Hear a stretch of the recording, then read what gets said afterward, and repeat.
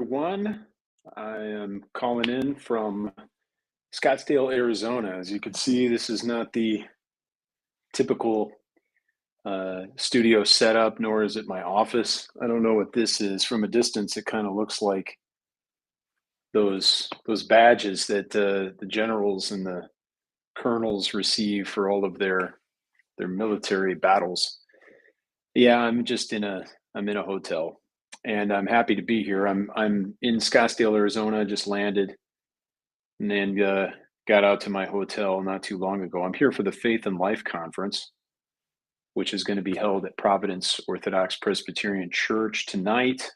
Right now it's Friday, January 31st. There's going to be a hymn sing this evening at 7 p.m. and some fellowship.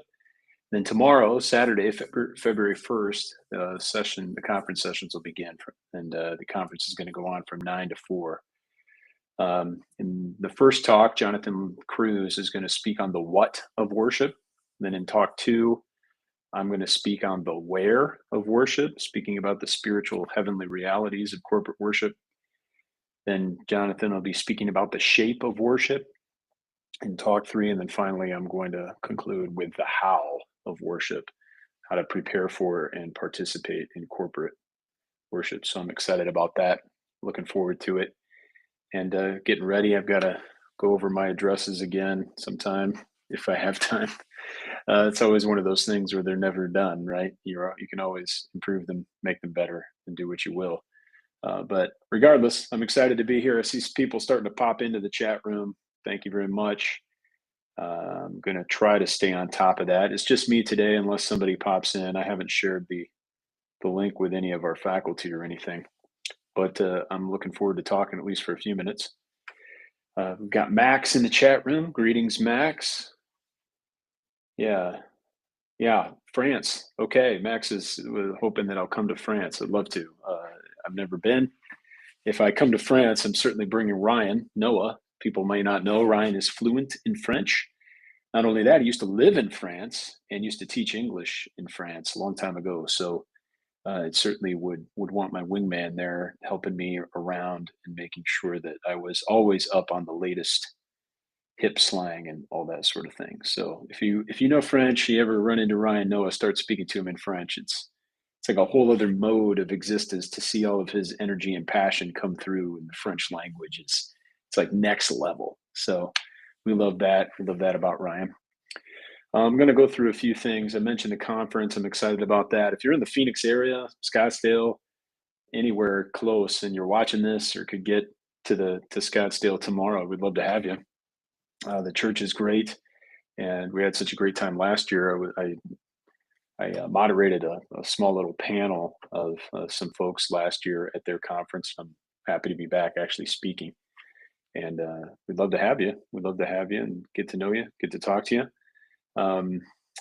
Today, the latest episode of Christ the Center came out, and we talked about ancient Near Eastern hero culture. I probably could have titled that differently to make it a little more obvious and engaging, but it's Christ the Center, so who knows? You're certainly not going to be scared off by obtuse titles. But we spoke in the episode about iconography, of metaphor, and of animal studies, in particularly the Old Testament, and focusing in on Genesis 49. But we also got into the lion and the lamb metaphor a little bit in Revelation.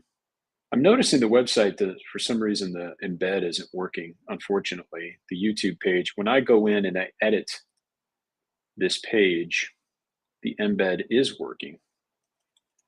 So we'll get on that. It's probably not the best time for me to be doing this while I'm live streaming, but you're getting this live. I can't let it go by. I want to get the video embedded properly, but the video certainly is on YouTube, and the link is on the podcast page for you to use.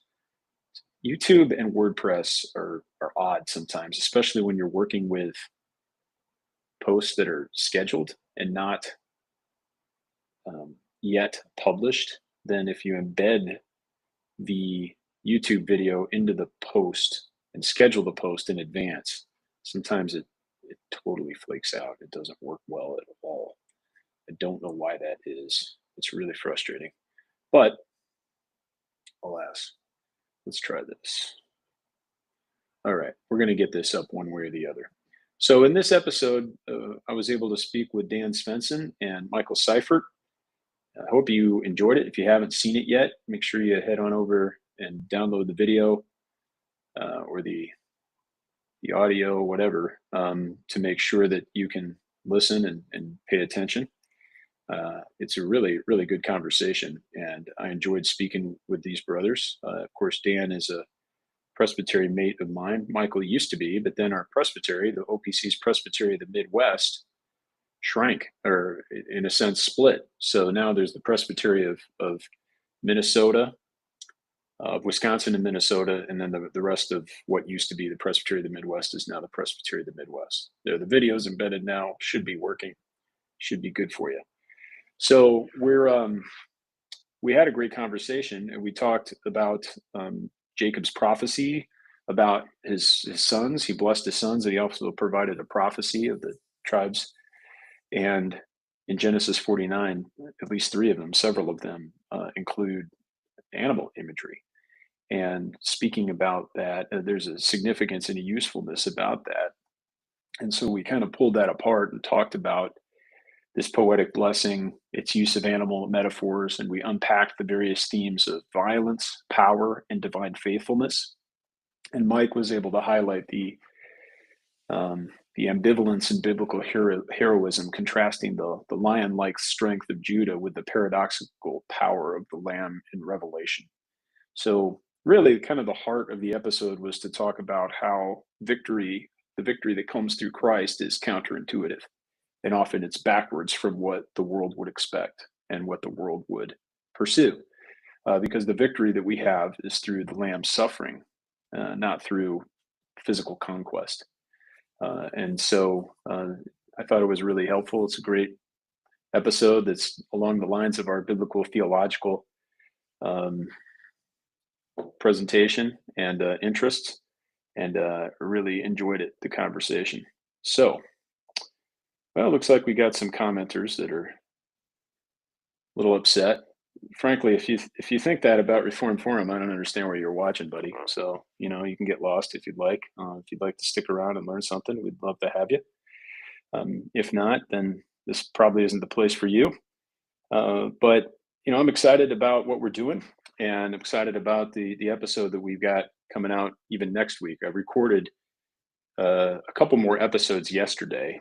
The one that I'm intending to publish on February 7th is a critique of Keith Matheson's book, Toward a Reformed Apologetic. So I sat down and spoke with Lane Tipton and Carlton Wynn in the first of what we hope are going to be several episodes on this particular book, looking at the critique of Cornelius Van Til's apologetic method and theology. And you know, speaking about the good, but also assessing the critique where we think it's weak or perhaps even misguided, and then working through that. So in the episode, we spoke mostly about and focused on Keith Matheson's treatment of Van Til on idealism. In future episodes, we intend to cover common grace and the antithesis, and possibly even Trinitarian theology. So if you're interested in that, look for the episode on YouTube and in your feed on February 7th. It's a week from today. I haven't edited it finally, but the episode has been recorded, and that's the intent. And we're also hopefully going to be having a live stream on next Friday, roughly at 3 p.m. Central, 4 p.m. Eastern, to do the weekly live stream, but also speak about that particular issue. And if you have questions and you'd like to follow up regarding our treatment and assessment of Van Til and the critique of Van Til by Keith Matheson, then stay tuned and join the live stream on Friday if you're able.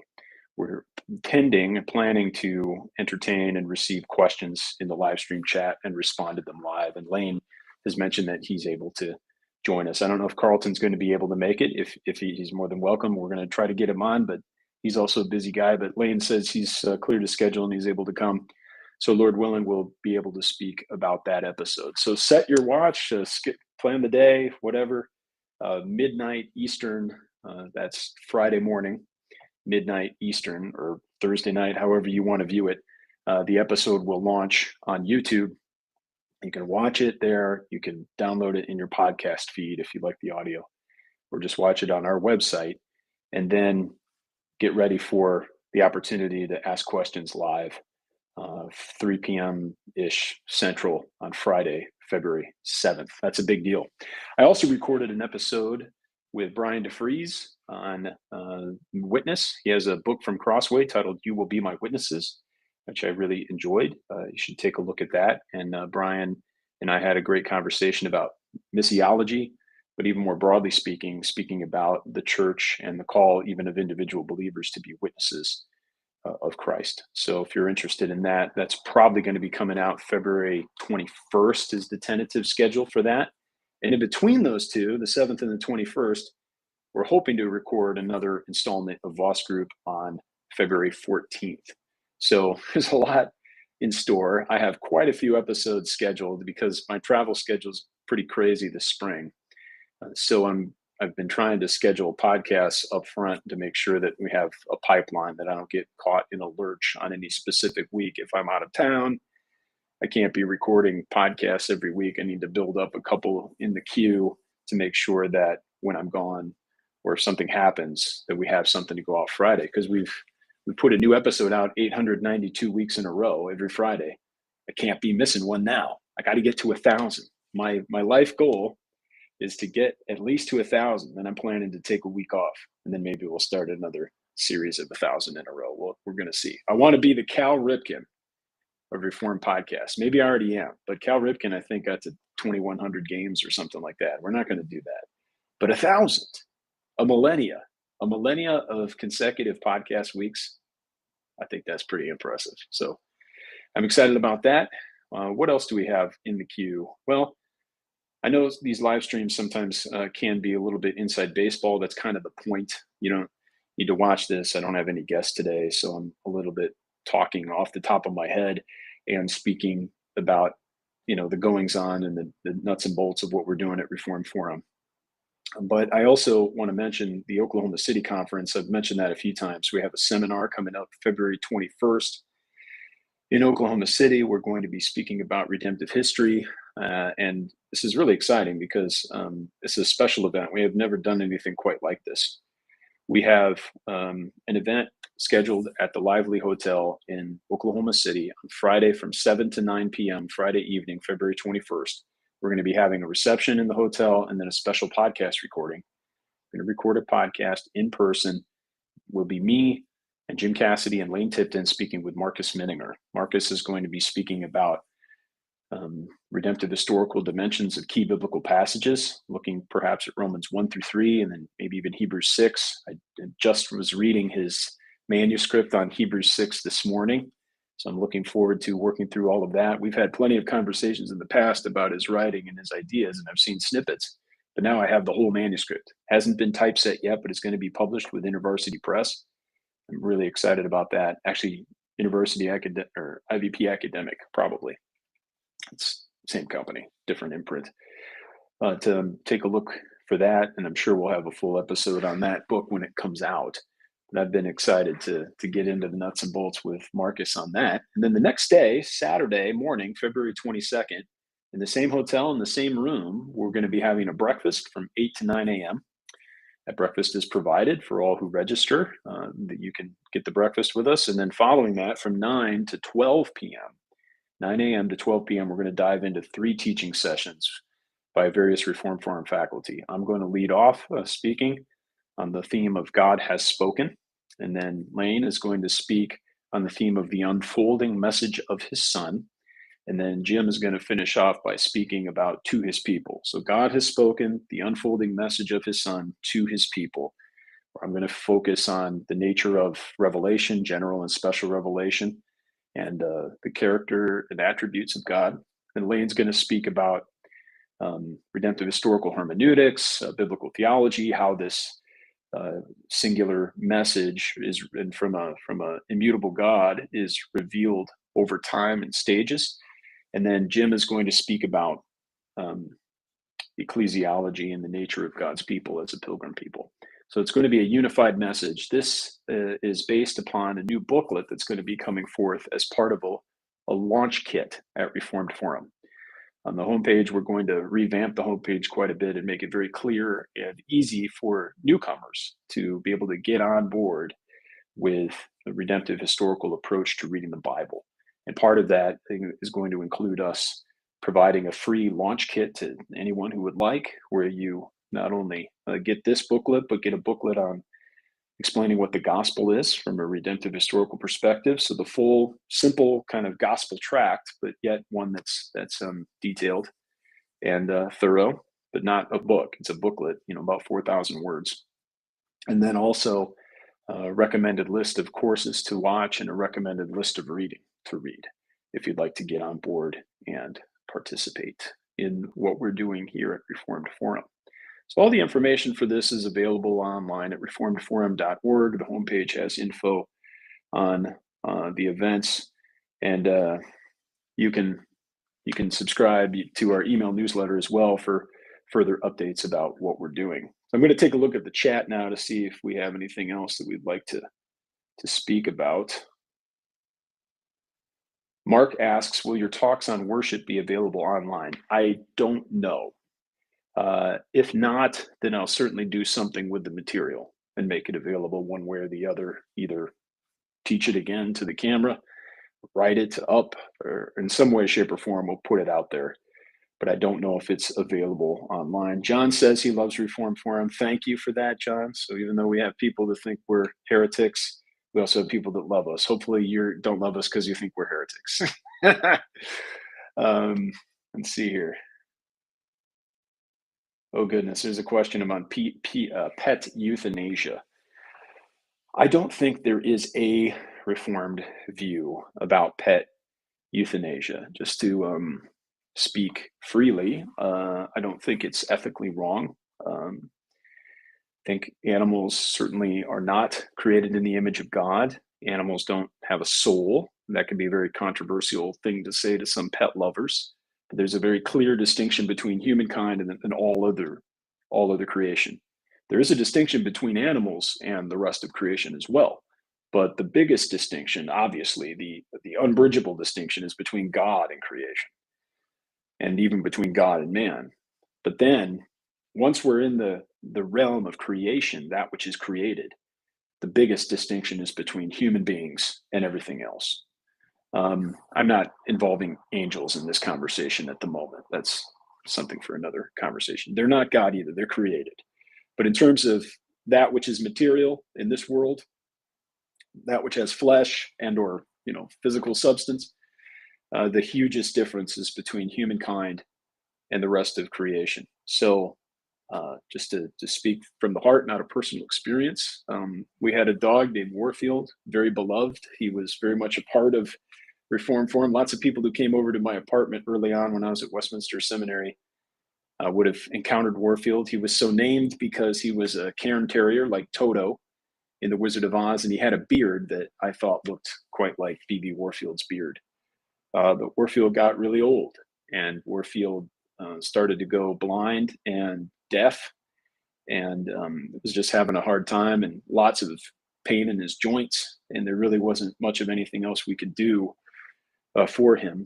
And terriers always have a fight within them, and our dog's fight was usually not only with other dogs that were trying to sniff him from behind, but his biggest fight was with diesel engines. So anytime the trash garbage truck came by or school buses came by, he would flip out and bark like crazy at those engines driving in front of our house.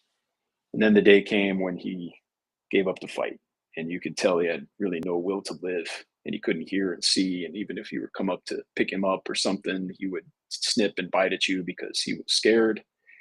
And it was hard. It was, I think, the right thing to do, and the humane thing to do was to sadly end his life. And I wasn't expecting to be so moved by it. I love the dog, but I wasn't, I never thought of him as a person or as a part of our family the way our children are or anything like that. He's a part of the family in the sense that he's a living being, a living entity that's around and always with us, and we have lots of memories with him. But I got really surprised, and maybe I shouldn't, but this is my first dog I've ever had. I didn't grow up with a dog. We had cats, but cats, I'm sorry, I wasn't really ever emotionally connected to our cats when I was a kid. But when we had to put Warfield down, or when we did take him to the vet, and I think again it was a humane thing to do, I was really kind of devastated by that for a while. And even talking about it, I'm not feeling so good about it. It's never something to feel good about. I don't mean to say it that way, but it's emotional.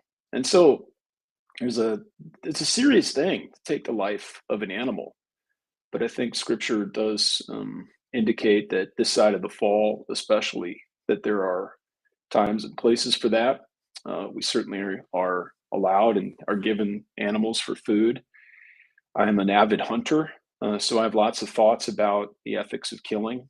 But I think we really need to think long and hard and never take an animal's life, whether it's our pet or even if it's going to be for our food. We never take that without really deep and thoughtful consideration and without a certain measure of reverence, respect for God's creation and for the life of the animal, not in an animistic way. But there, there's a lot of there's a lot of thought and consideration that needs to be taken place regarding the whole situation. So it's not really an answer, so much to the question, because I don't think there's necessarily one single reformed view, but that's a sketch of how I would go about talking about the issue and how I would develop it further.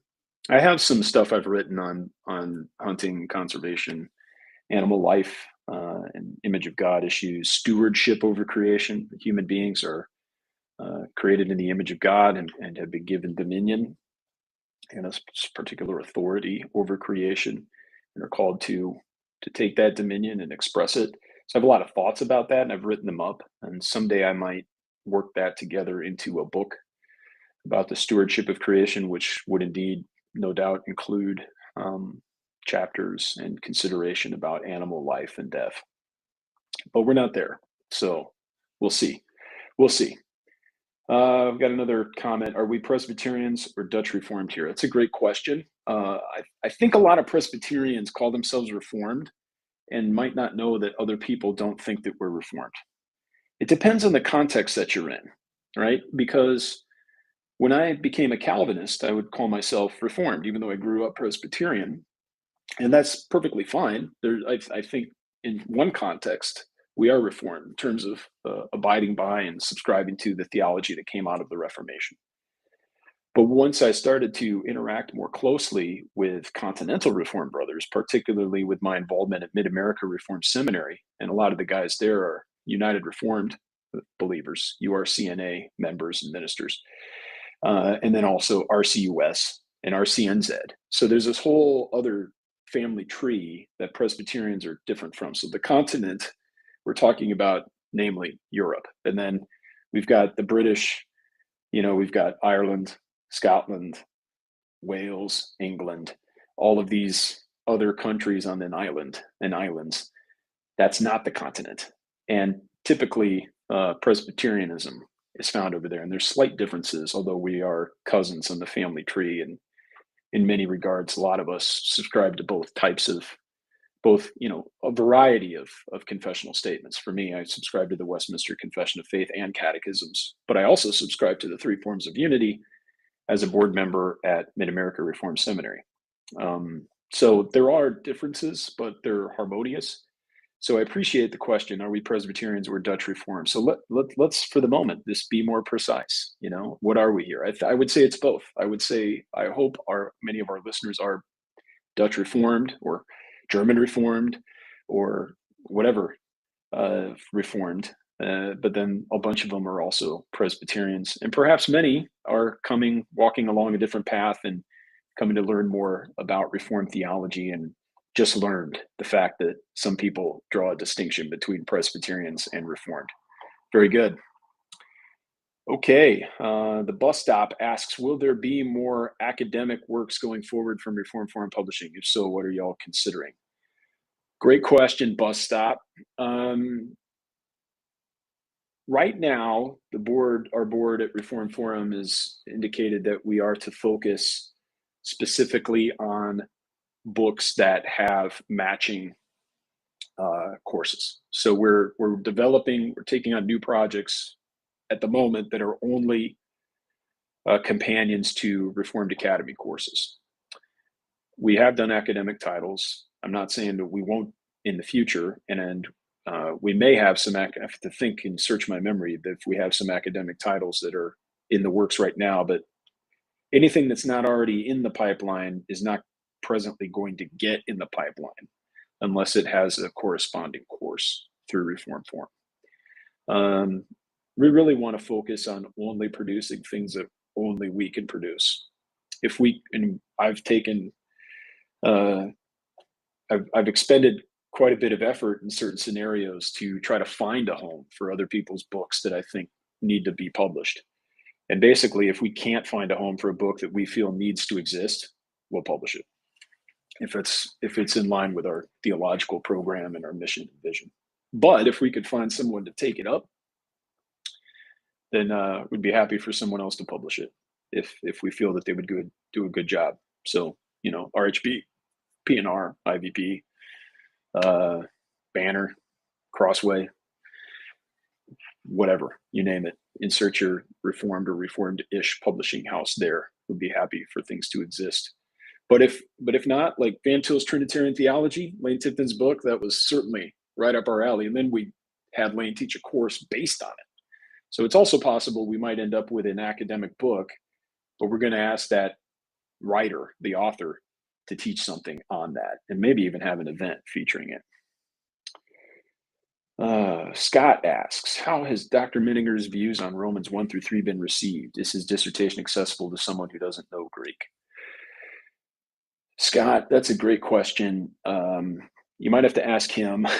I think, the years so it was probably 4 or 5 years ago that we had Marcus on the program, and we did a 2-part series, just 2 episodes of Christ the Center, I believe. One really long conversation we split in half on the book. And that was that year, the number 1 episode. So that might give you indication that it's been well received, certainly from our audience. I don't know I'm not a Paul scholar. I don't focus on Romans. I'm very, very, very slowly preaching through it, but I'm not up to speed at ETS or SBL or anything like that on the current scholarship of Romans. So I can't really ask the question or answer the question from that side of things.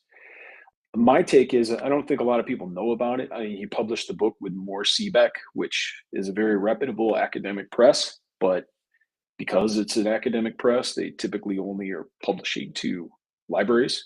And as such, they price the books at crazy prices, like maybe $150, maybe $200. It's like Moore Seebeck, Vandenhoek, and Ruprecht sometimes does this. Brill is always known as one of these kinds of publishers.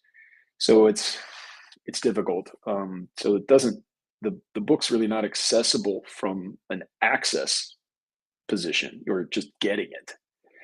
Is it accessible from someone who doesn't know Greek? So if you're asking, is it accessible in terms of content? It's technical. And Marcus, I think, understanding that, has indicated to me that he either is or would be interested in looking at perhaps developing a more lay level version of his dissertation.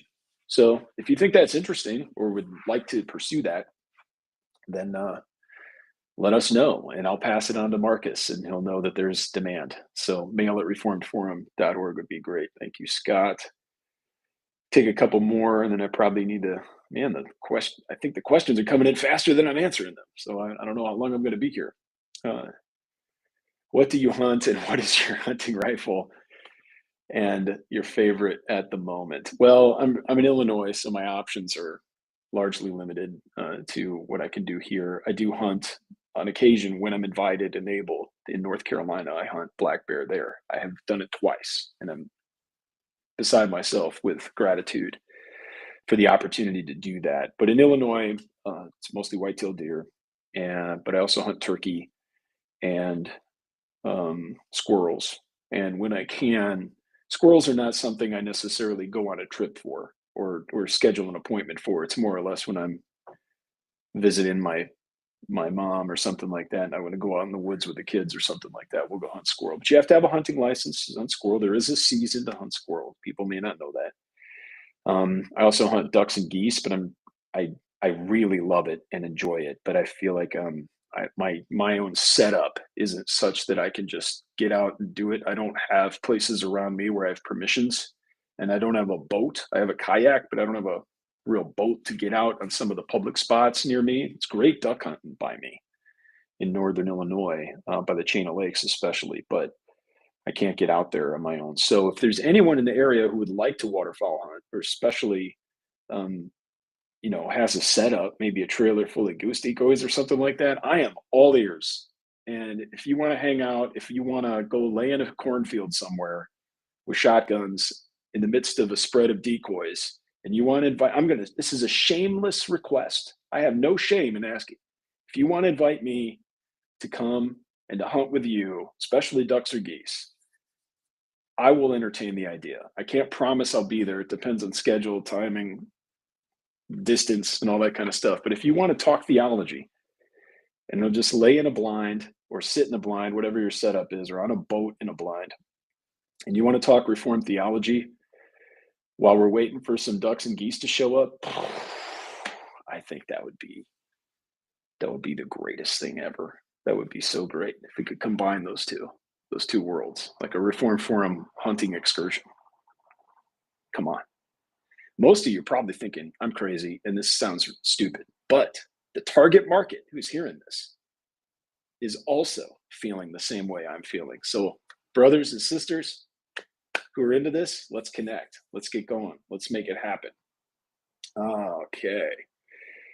Have you folks done any sessions on the subject matter covered by Ian Murray in Evangelicalism Divided? Mostly took place in England with Lloyd Jones on one.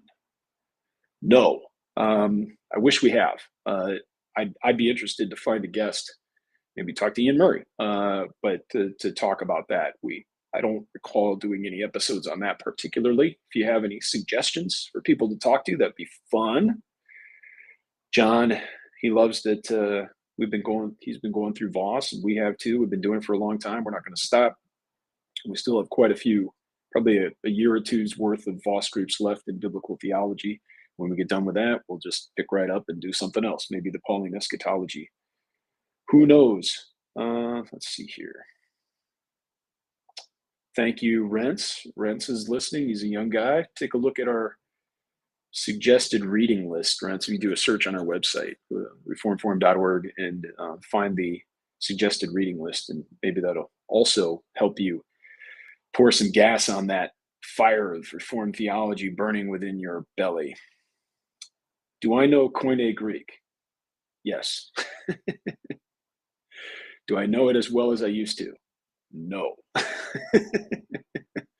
But yeah, to get an MDiv at a reputable seminary, you have to typically have 3 semesters of Greek, and to be a minister in the OPC, you have to pass a Greek exam and a Hebrew exam.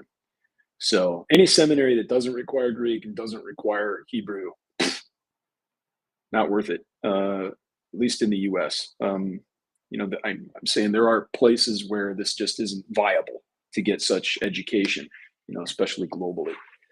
But if you're an American and you're planning to study in America, or if you're in Canada, wherever you are, and you want to study for the ministry, you got to know your original languages. You must. Please do. All right. Some of these I'm going to have to pass or punt until next time. They're good questions. We've got a question on battlegrounds in the future. We've got a question on Eastern Orthodoxy, veneration of images. Some brothers of the Presbytery of the Southwest are absolutely on board with a hunting talk. I knew it. I know it. Let's get together, guys. Let's make it happen. And I think, okay, very good. And this will be the last one. Would love to see an episode on redemptive historical preaching focused on the preaching ministry of Charlie Dennison. Yeah, that would be great. I think that would be an excellent conversation. I'd be certainly interested in picking that up and talking about that. I am working on a second edition of History for a Pilgrim People, which is the historical writings of Charles Dennison. Danny Olinger and I are editing that. I'm hoping, we're trying our best to get that done so that it's ready by OPCGA this summer. So our copy editor and publishing coordinator for Reformed Forum is working freelance for us at the Committee for the Historian to help work that through. So Danny and I have put it all together in a Word doc and everything, and Peg, our wonderful, excellent publishing coordinator, is working on that now, and we're hoping we'll get all that clean. We'll get someone to typeset it. We'll get a cover designed. We'll have that thing printed and ready for GA. That is what we are sprinting toward. So that's the historical writings. But in the past, we have done episodes on redemptive historical preaching.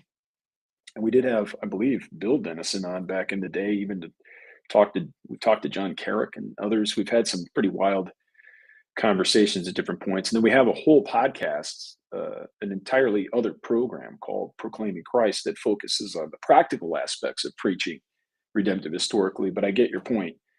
Certainly we could devote an entire episode of Christ the Center to redemptive historical, the redemptive historical preaching, namely of Charles Dennison. That's something Bob Tarullo would probably certainly want to bring on, and Danny Olinger, Bill Dennison, others that we could talk to. That would certainly be useful and interesting, and maybe we could work through some of Reverend Dennison's sermon series as an object lesson.